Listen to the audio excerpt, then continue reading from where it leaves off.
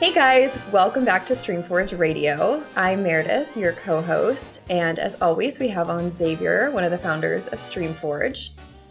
Hello. And today, for a special holiday episode, we have on FGsquared as our guest. Yay. Hi. Thanks for having me. Yes, thanks for joining us. How are you doing? Glad to be here. I'm doing great. How are you? Not too bad. I'm kind of getting excited about the holidays coming up. This is probably one of my last work days of the year, and I'm about to go on vacation, so I'm quite thrilled about that. Vacation Are you a holiday sounds person? Nice. Vacation sounds nice. Vacation sounds great, but as a streamer, you don't really do that. Yeah, I was gonna ask, do you take time off at all? I don't know. I mean, what I do is I stream weekdays, but I take the weekend off. I don't stream on the weekend. So Christmas, I guess that would just being the holiday that I celebrate, but obviously there's lots of other holidays happening around this time of year, is actually on a weekend, right? Yeah. I think so. I will actually be taking it off. Yeah. Well, that's nice. Before we go more deeper into the holidays and who your stream and so on, could you introduce yourself to our listeners if they don't know who you are? Yeah, sure. I'm FGsquared, or FG for short. I've been on Twitch as a viewer actually for almost 10 years at this point now, since 2012. Started streaming just experimentally back in 2013, but then stopped again. And I've been basically streaming full-time regularly since June 2017 now. Got partnered in 2018 and play lots of indie games, variety, sometimes some AAA titles in there.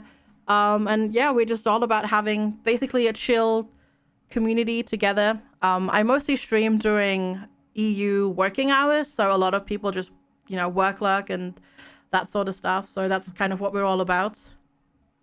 Awesome. So from your accent, you're from the UK? This gets complicated. Okay, let's go. I'm actually German. Okay. But I've been living in the UK since 2016, and I've lived in the States before, so it's this whole you're in mess the States. of things. Gotcha. Okay, that's weird though. For some reason, I had no idea your origin, right? And I was just preparing mentally about about this podcast, watching your stuff, and for some reason, I thought that you were German, but I had no reason to think that because I don't think now that I know, I can kind of hear it. On your from your accent, through, yeah. little bit, slightly, but I don't know why I was she could be German, but then I was nah, the accent reminds me more of the UK. So German who lived in UK. No, who lived in the US and then now lives in the UK. Yeah. Now lives in the UK. Yeah, Gotcha. Yeah. All right, cool, awesome, and so hence the accent. Hence the jumbled mess of things. Yes. Yeah, exactly. Right. Cool. Awesome. That's pretty cool. And so, and your audience is mostly in Europe, would you say? Yeah. Well, actually, I mean, with the US being the biggest audience on Twitch overall, anyways, in the English-speaking realm, the US is still, even though I start in the middle of the night, is still the biggest part of my audience at 30%. Yeah. And then it's UK and Germany. And then various other European places and Asia and Australia, actually, because I stream evening time Australia. So it's perfect for those people. Where am I from, do you think? Good question. I don't know. New England, maybe? Okay. I don't know. I'm bad at placing American accents, I have to admit, unless they're super pronounced. So I'm actually not American. I'm Canadian. Not just kidding. I'm actually French Canadian. Okay, fair enough. Yeah. But I'm actually, my family's from Germany actually. So yeah. So yeah. Well then. Yeah. So I'm a mutt as well. I'm all the big mess of bunch of stuff. It's but it's really cool. Glad to have you on the podcast. And you I want to talk a little bit about Christmas because you, or the holidays in general, obviously, but you just mentioned that Christmas was, the holiday that you celebrated. Yeah. And I'm also a big Christmas guy. I've always liked to celebrate Christmas. And one of the things that I look forward to do every year is to obviously put up the tree and stuff like that, but like watch Christmas movies. Are you a Christmas or movie person? I think so. There's definitely like the ones. Now, I don't really watch the modern ones, but there's the ones like from my childhood, like Home Alone will always have that nostalgia place, right? Or the Santa Claus. Okay. Yeah, the one with Tim Allen and that sort of. Yeah, those are. I think they kind of mean Christmas to me a lot. Yeah. Yeah, absolutely. and then there's this thing because I'm obviously German, and there's like this thing where during Christmas time there's actually a lot of like European like children's movies that play on TV, and they're like from the 70s and 60s, and because you just see them every year, they also kind of become like this part of the Christmas season, I guess. Yeah. But most people don't know about them. Yeah, it's just a culture thing. Exactly. Yeah. Yeah. No, I mean, Home Alone, I think if you would run a poll, like I think it'd come up number one of absolutely, the number one Christmas movie that most people watch. It's such a classic. It's I probably watch it at least once a year. Every Christmas I have to watch Home Alone. Another one that I kind of like it's more modern, is Elf. I actually don't mind Elf. I think it's pretty cute. It's pretty funny. The humor in it is really nice. It's just a feel good movie in a way. Definitely. Yeah, it's with Will Ferrell, but like like him or not, I don't mind him at all. I think he can be quite funny, but it's a nice role for him. It's kind of like crazy a bit, like the big elf and she's human, but it's a crazy story. But I think he pulls it off, and it's definitely one of the Christmas movies that I like to watch. So I would say the same. Like Home Alone for me is also like pretty up there. Yeah. And just like, do you have kids? No, I don't. No. No. I'm looking forward to watching Home Alone with my kid for the first time. He's almost 4. Obviously we're not going to watch it this year. Yeah. But we're going to wait a couple of years. There's some scenes that are not quite appropriate. Yeah, no, exactly. We'll just skip through half of it,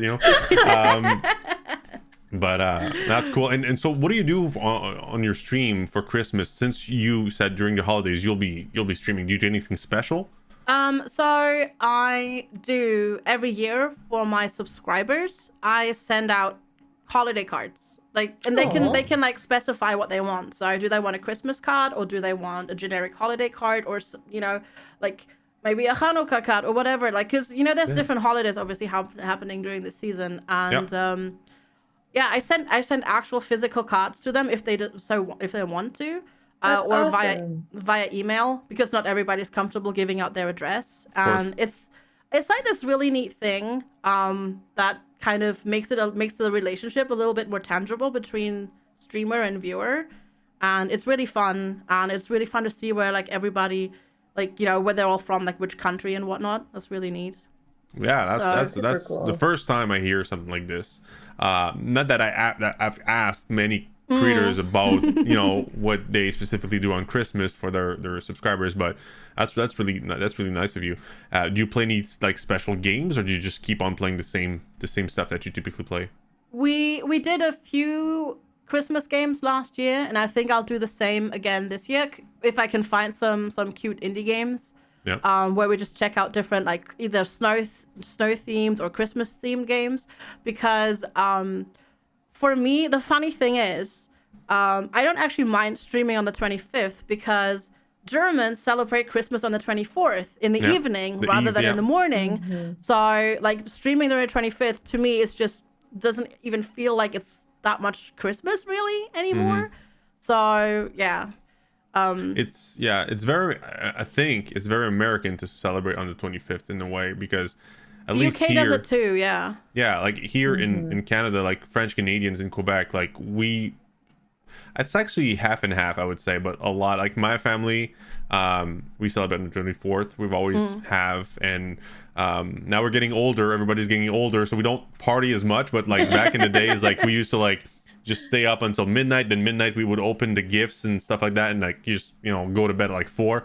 But my wife's like family, they're always celebrated it on the 25th, and she's like she's more fond of kind of like opening the gifts on the 25th and stuff like that. So like it's different, but like it's probably a clash of like the European culture and American culture, and like, so it's a bit of a mess here. Basically, it's every family picks whatever tradition they prefer, but yeah, so that's pretty cool. And so you don't take any break at all. I might even stream on Christmas and take a different day off, just because there are people out there that are lonely on that day. Yeah. And I don't really, because it is in a way sometimes scary to take time off as a streamer. Like 3 days or a couple of other days is okay, but more than that sometimes gets a bit scary. So I really don't take that much time off. And so what have you been playing recently that you've enjoyed? Because I know you play with Variety, and we've worked together a few times already. Yeah. Did some sponsorships, but what have you been enjoying recently? There was this one small period of like 3 days in November where like 10 different games came out. So I'm kind of still working through that backlog. Yeah. All indie games. So there's like, I don't know, Hammerting, The Last Stand Aftermath. Like, so Hammerting is a dwarven colony builder game. The Last Stand Aftermath is a zombie survival roguelite that came out that day. Factory Town came out, which is a factory game. What else? Dismantle, which is also a zombie survival game that came out. So many. So I'm kind of still working through that just from that short period of time, that backlog. Yeah. And then with indie games, it's oftentimes a bit hard to like plan ahead and like see what else that comes up, because sometimes there's just an indie game that just pops up out of nowhere. And it kind of takes off either on the channel or on Twitch in general. So we'll see what else comes up between now and the holidays. But yeah, so do you care how your audience reacts to the game that you play? Yes, very much so. Because if they're not enjoying it, they won't stay. And if I'm not enjoying a game, they will also not stay. So, if it's good to find games that both of us enjoy. I do days where I will test lots of games. So I will do a day where we do, because I stream generally around 8 hours. So we test 4 to 5 games.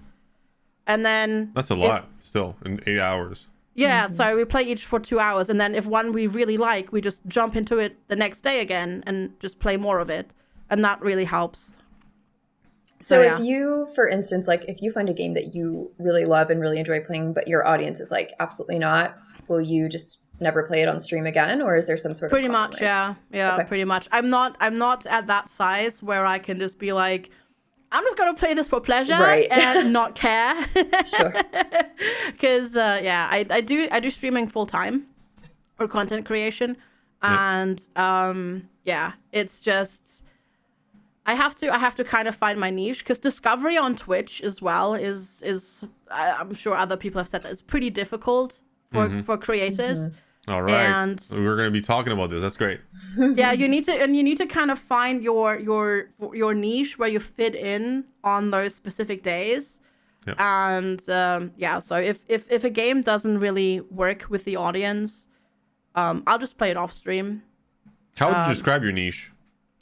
Like your audience, like your niche audience, like your target audience. Let's call them that. How would you describe them? Definitely people that enjoy indie games. I do lots of simulation management, crafting survival. Basically a lot of games where kind of you can chat at the same time. So I don't do really like story heavy RPG games, for example, don't really work on my channel that much.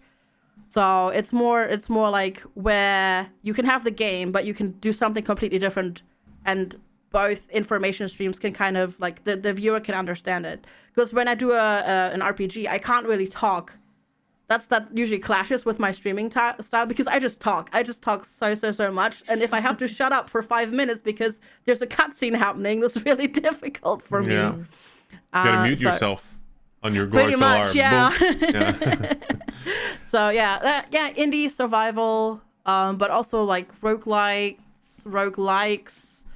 indie niche, definitely more like that. Yeah. And would you say they're more like adults, or like, you know, do they have a, like, I don't know, are they young adults with a family? Like, do you know what type of individuals they are?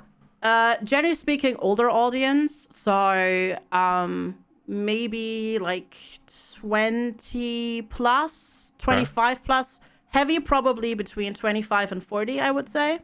Most of the time, as I said, because I stream daytime hours, people that work either from home or at an office where they can just have a stream up, or people that work overnight in the US, or people that chill after work over in Australia and Asia.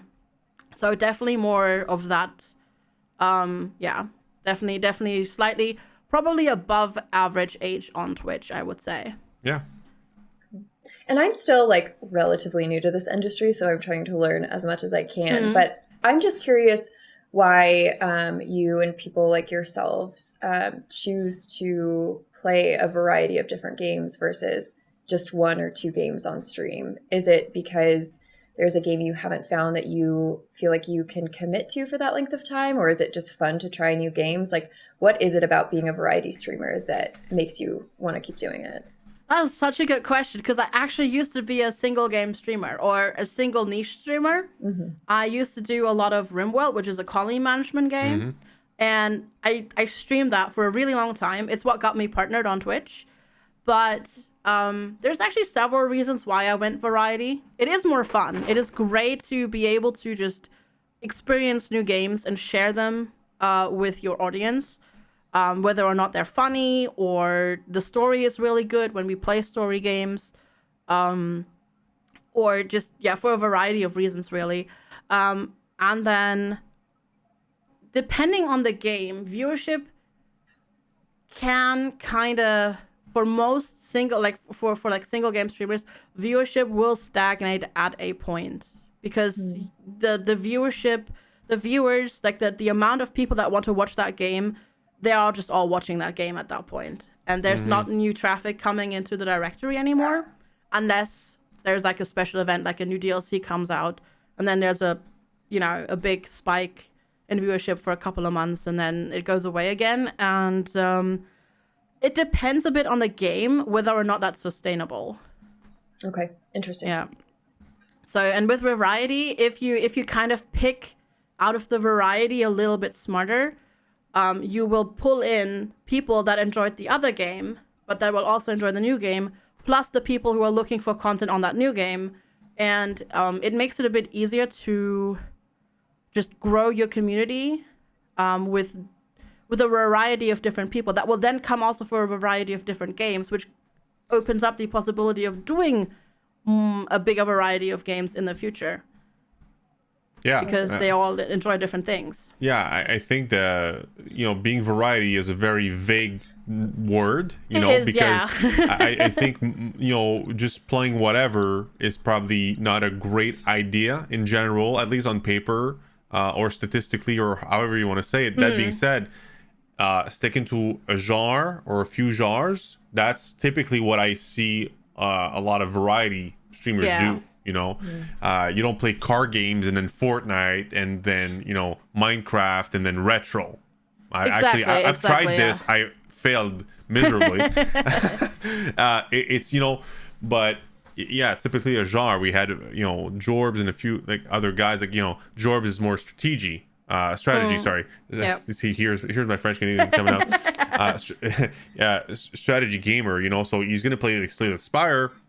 He's known for that, but he also plays other strategy games. So Zizaran, Path of Exile, kind of like known for this game. Like, you're known for RimWorld, right? Like it's typically like I see a lot of variety streamers. Not that Zizaran's a variety streamer now, but still typically it's creators are known for one game or at least one genre.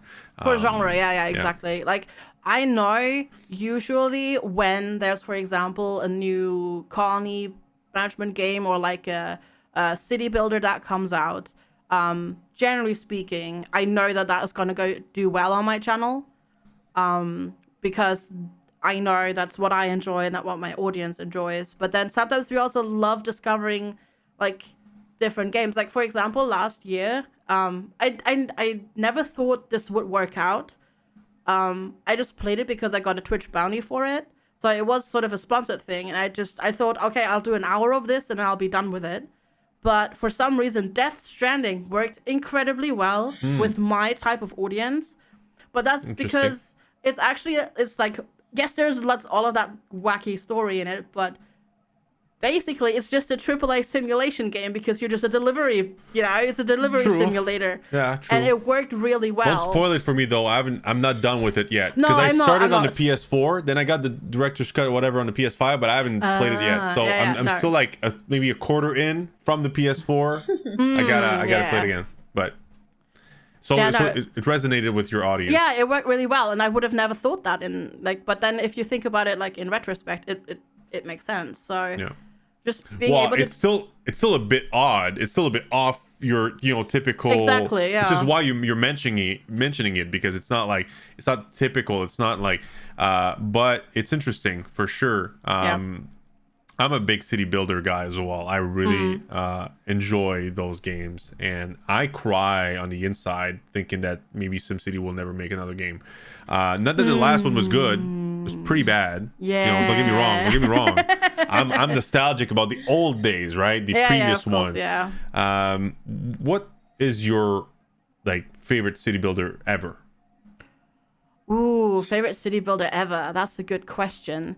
I mean, SimCity, the original one, but not the PC version. The Super Nintendo version kind of has like a special place in my heart because that was like my first introduction as like a tiny gamer to city building, because we didn't have a PC at the time, but we had a Super Nintendo, and for some reason sometimes they port city builders to console with terrible controls, but it worked. So it made you discover the genre. Exactly. Yeah. That's cool. That's an odd answer. I wouldn't expect that from you because as you said, it's typically not the best way to place like city builders or exactly. But that's like if you haven't played on PC yet, you don't know that. Exactly. You can't compare it. But SimCity I think I do have that game actually as well. I know I have it on the DS as well, like SimCity on the DS. I think I have Sim Ants as well for the SNES. There's some good games, but and which is the more recent one that you've enjoyed the most? Ooh, I play a lot, but like talking indie wise, I really enjoyed Settlement Survival, which is sort of Banished. Yeah, I played Banished. Yeah, okay. Yeah, Banished had a problem that it was a single dev, and it was always like this really wide puddle, but really shallow, because there's not really like production chains or anything like that. And then Settlement Survival, which is like also an indie take on that genre, took that, put in production chains, research different types of upgrades, and makes it a lot more complex. And I really enjoyed my time with that recently. That's cool.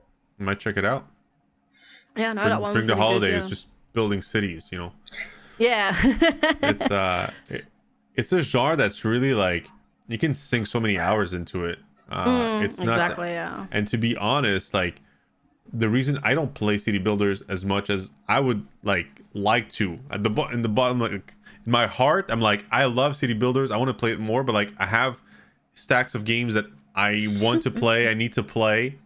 My backlog is full, and I'm like, am I gonna sink in like 200 hours building cities in the city builder, or am I gonna spend like 20-30 hours finishing this game? So it's always do you feel the same way sometimes about playing some indie games versus city builders? Yeah, absolutely. It's it's exactly that problem with a lot of city builders or like these like sort of colony management games. They don't really have a defined end, and that can sometimes be a bit lacking. So it's really nice if there's like and that's why I really like also like shorter indie story games that are like, I don't know, 5 to 10 hours, because you can play them through in like a stream or two and you have a finished story, and that's sometimes really nice just to have that and like have the story actually wrap up compared to like those city builders, which are fun.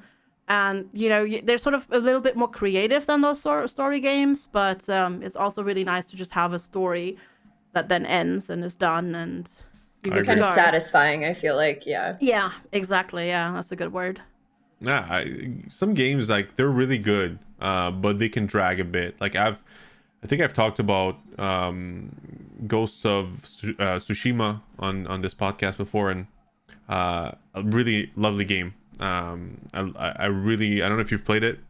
No, I haven't yet. No, I've watched people play it. And it drags for a really long time. Yeah, but it wasn't that bad, and that's the thing. Like, I personally really enjoyed the game. It was one of my favorite games in the past couple of years, for sure. And I do try to play a lot of games as much as I can, and I can't play as much as I'd like to anymore. But anyways, bottom line is one of the best games I've played in a while, and it was but it's still, at some point after like 40 hours, you know, you're like, all right, can we finish it up? Like, can we be done with it yet, you know? And then there's another like 5-10 hours left, and it's still like that 5 or 10 hours, that's where it drags a bit, you know.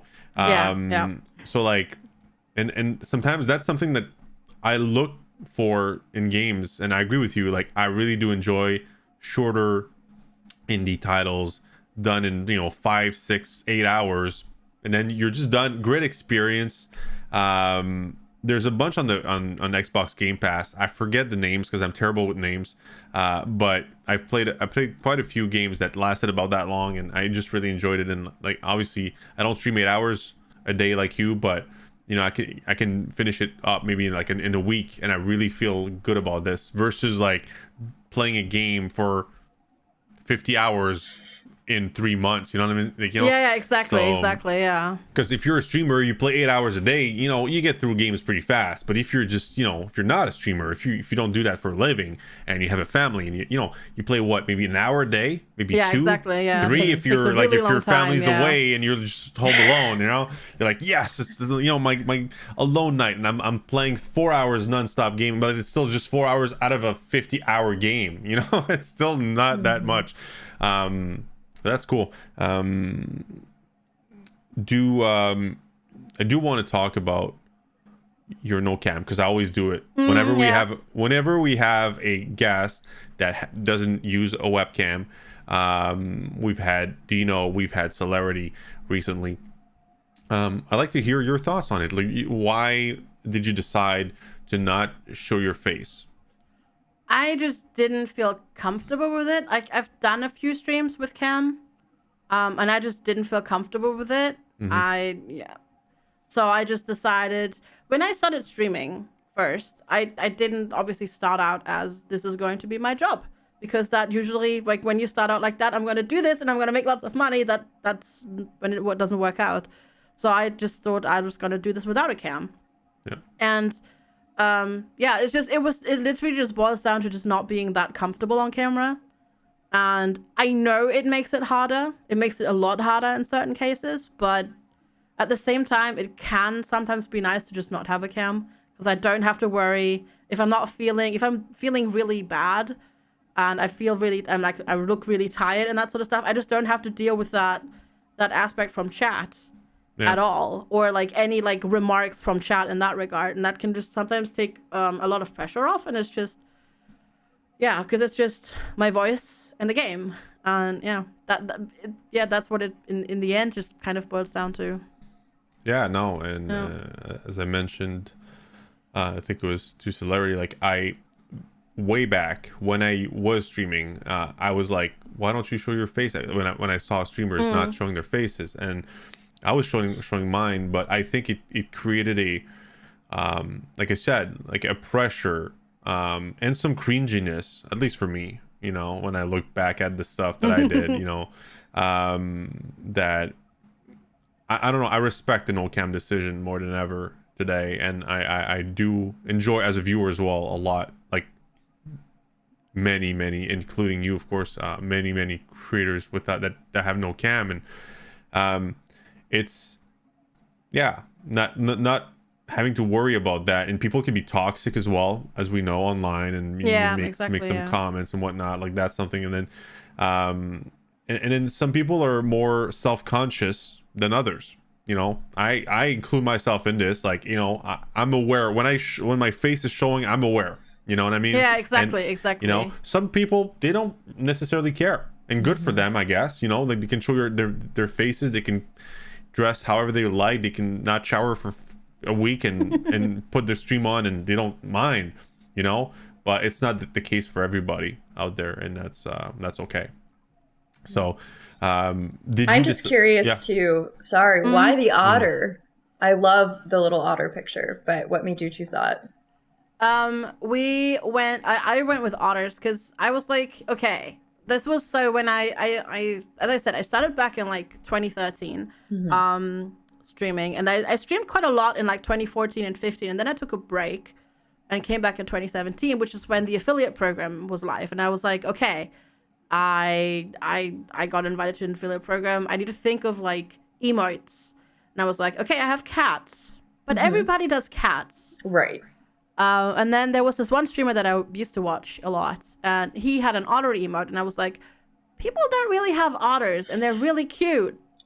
How about we just go with otters? And then, that's kind of just how that came about. And now, it's everything is otter. It's super cute. I'm obsessed with it. Yeah, it works. It works really well because it's very unique. There's a few other people who have otter emotes now, but yours are better. Yeah. It's definitely a lot less common than cats or dogs or that sort of stuff. Yeah. I mean, we can't expect anyone to use, you know, just be the only one using one animal, you know. Obviously. Yeah, exactly. Yeah. Except if you make one up, but so you're very close to. I've been watching your stream, and I noticed that you're very close to your audience. How do you build that bond, create that bond with your audience as a variety streamer? I don't know why I have this knack, but I luckily have this ability to just remember lots of things about my audience. Like individual like usernames, they say something in chat, like, oh, I'm doing this for my job, or I live here and I've been doing this and that sort of stuff. And I just remember that. And that makes it a lot easier if you just ask somebody how they're doing. And then if you go back to something that they said 2-3 days ago, or maybe even last week, and you ask about it, that really helps to just create that bond between me and the viewer. Because because I don't have a cam, I don't really have the luxury to be quiet ever. Like, I can do 5 seconds maybe, or if there's a cutscene, but if I'm not talking, there's no way for people to connect with me at all. So I just constantly just interact with chat. And as I said, I've been doing this full time now for 4.5 years, and there's a lot of people that have been there this entire time, and you kind of grow close. And then I just luckily remember things.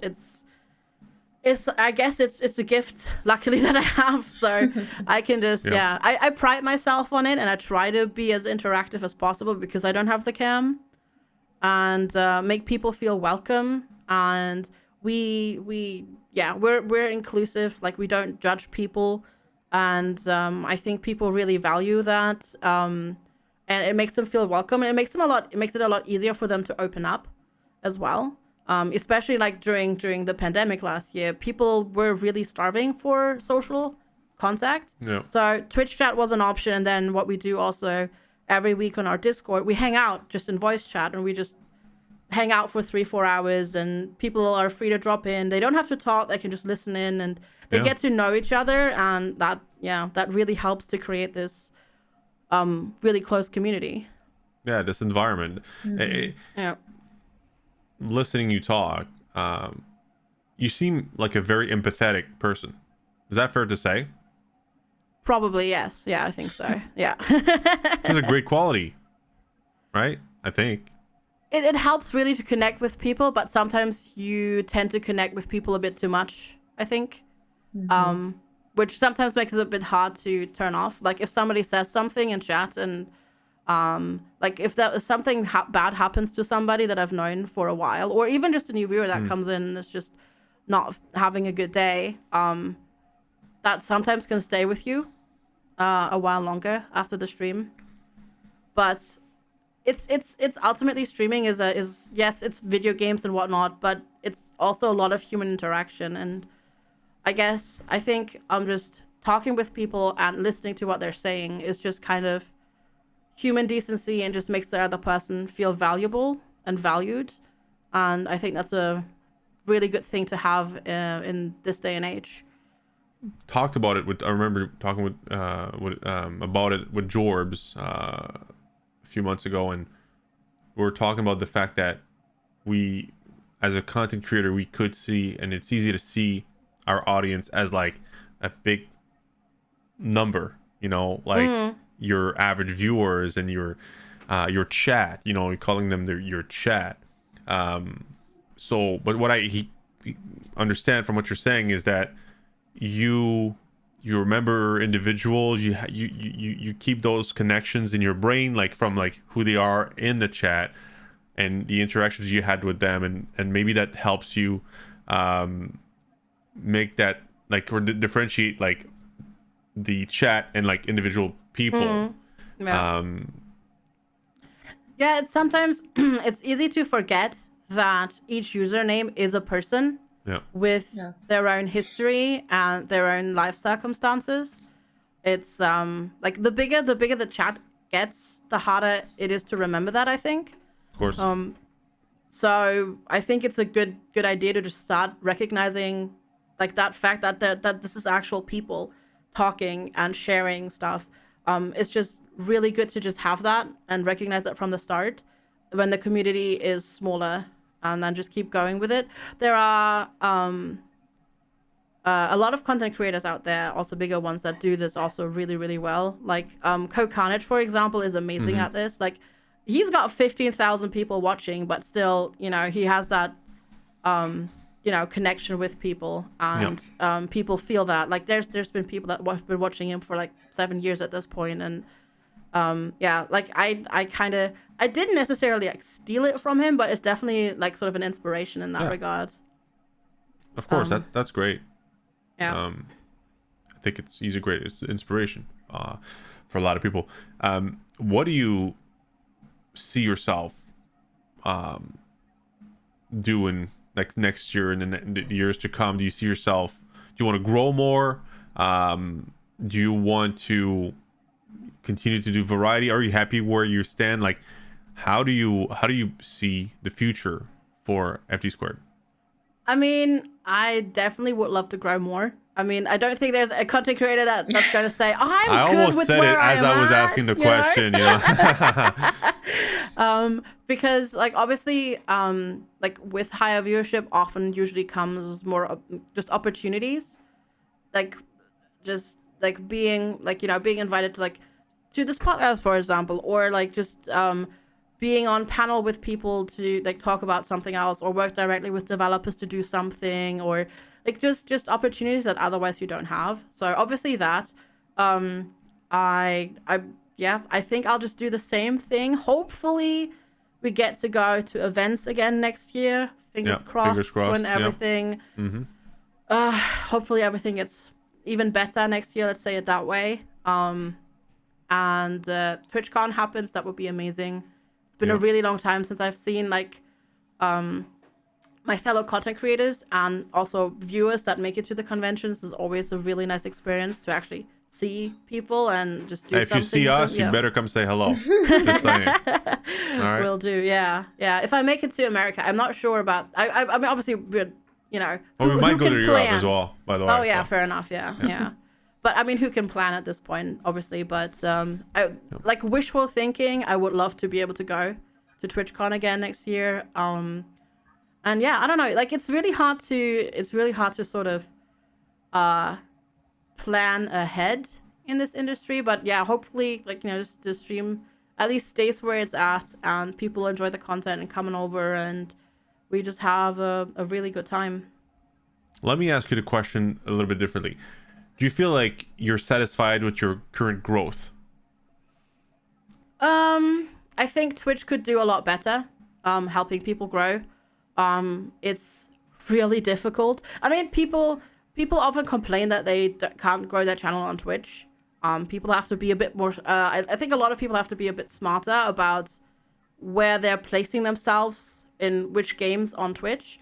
But Twitch, yeah, discovery on Twitch is if you're not at the top of a directory, it's always hard.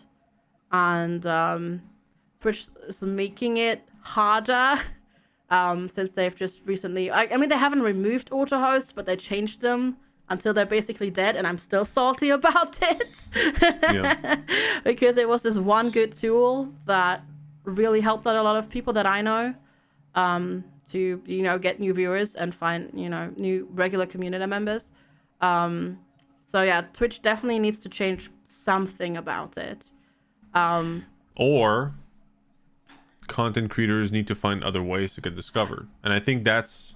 That too, yeah. I feel a lot of creators are like, oh, Twitch should do a better job. And I don't disagree, I wish Twitch was better at discoverability, for their creators, 100%.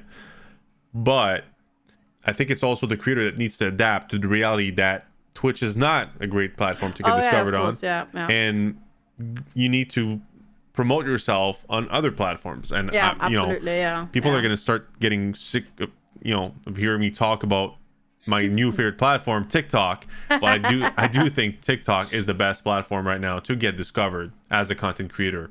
And there's also not a lot of content creators that are, Twitch, let's say Twitch streamers, I think. There's still a lot of room for Twitch streamers to position themselves on platforms such as TikTok. This whole interview, I was thinking, what could you specifically do on TikTok? I wasn't able to come up with a plan for you just yet, but would you see yourself, like, are you on TikTok at all? As a viewer? No, I'm actually not. I do have a YouTube channel, and I do stuff over there. Do you feel like it helps? There's not really that much crossover between YouTube viewers and Twitch, because they're ultimately looking for different content. Because YouTube wants content they can pause at any time. Twitch wants stuff live right now, right this second, and I want to be there in the moment. Yeah. But there is some crossover. People do sometimes come over and they're like, hey, I saw you on YouTube, saw you were streaming, cool. So it does help. I have been looking into TikTok and YouTube Shorts, because there are some programs out there that make it a bit easier. But that is one of those things where not having a cam really makes it a lot harder, because what do I show, right? Like fun things in video games, sure. I do that sometimes, like on YouTube and whatnot, like I clip compilations and that sort of stuff. Or, like stuff that things that worked really well. I got an idea for you.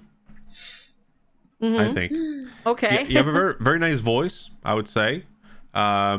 You are an empathetic person, very inspirational. So I would say, like, maybe on TikTok you could be that inspirational creator, that maybe you're sharing stories, maybe you're sharing thoughts, maybe it's I don't know. I feel like you could have some footage happening, could be video games even, doesn't really matter, but like with some voiceovers about